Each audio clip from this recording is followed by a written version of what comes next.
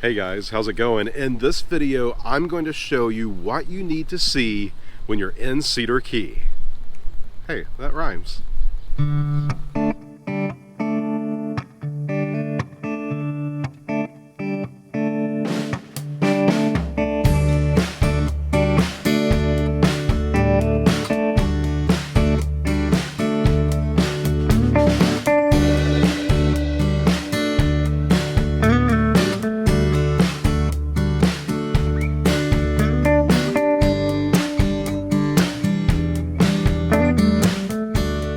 Wanting to experience authentic Florida far outside the theme park bubble, Cedar Key on the state's Gulf Coast is one of the best places to do it.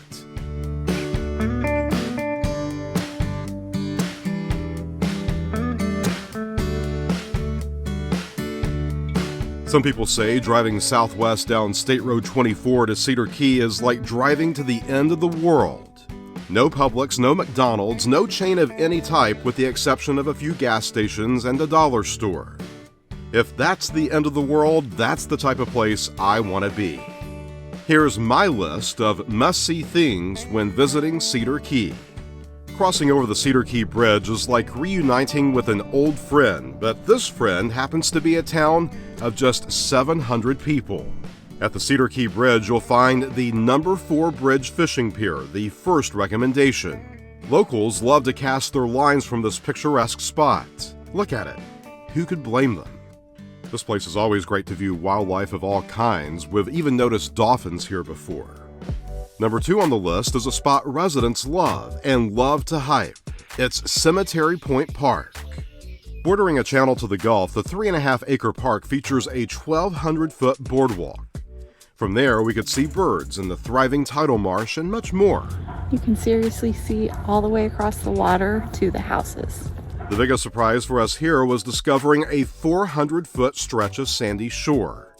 On this day, Abby and I were the only ones around. This is where the boardwalk ended. There's a little sliver of beach. It's so Instagrammable, even on an overcast day. Definitely not the largest beach in Florida, but with no one in sight, I'll take this any day of the week. There's also a fitness trail, a picnic shelter, and a small play area for the for the little ones. Do not miss this park when you visit Cedar Key. A short drive from Cemetery Point is our third recommendation. Cedar Key Museum State Park displays the collection of St. Clair Whitman, a local man who accumulated all types of objects from shells to Indian artifacts. Whitman, who died in 1959, originally showcased the pieces inside his house, which today sits on the museum property. A marker near the entrance commemorates the time naturalist John Muir visited Cedar Key in the 1860s. Historic Dock Street, number 4 on the list, is where you'll find several shops and eateries along the waterfront. There are a lot of good food options here, especially if you like seafood. You'll definitely be able to find a t-shirt to show off back home, and maybe a piece of local artwork to hang on the living room wall. This is old Florida at its finest.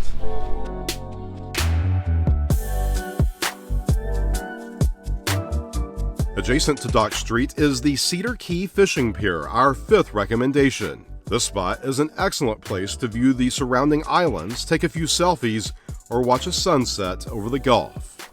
While you're down at the waterfront, go on a boat tour and take a deep dive into Cedar Key's fascinating history.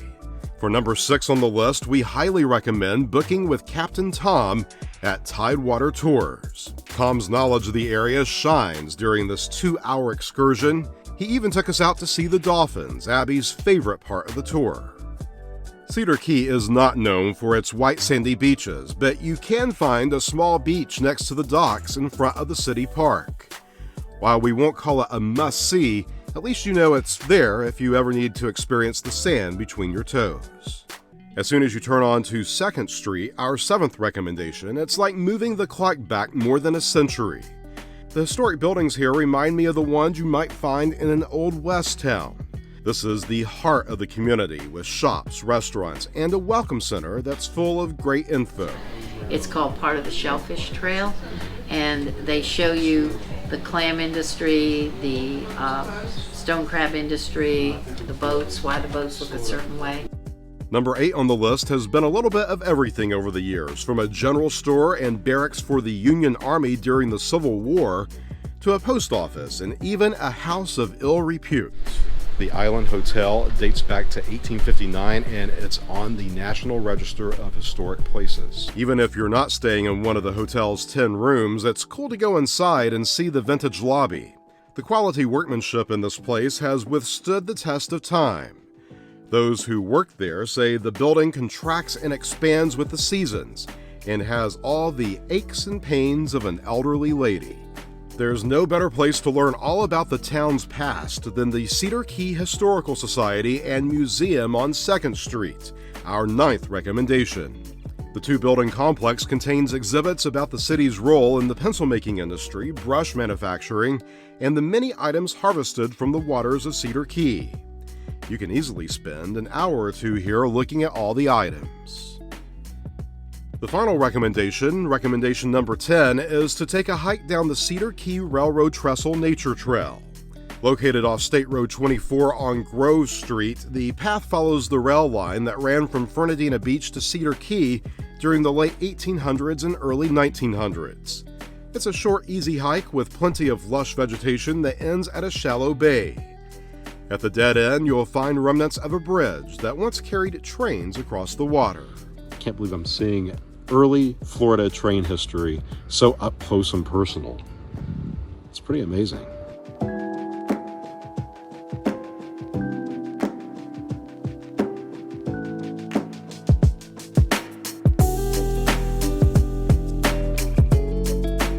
That's it. That's my list of must-see things when you're visiting Cedar Key. If we left something off the list, be sure to leave it in the comments section down below. Hopefully you found something really cool to do the next time you visit this charming little town. As always, thank you so much for watching. Until next time, happy gallivanting.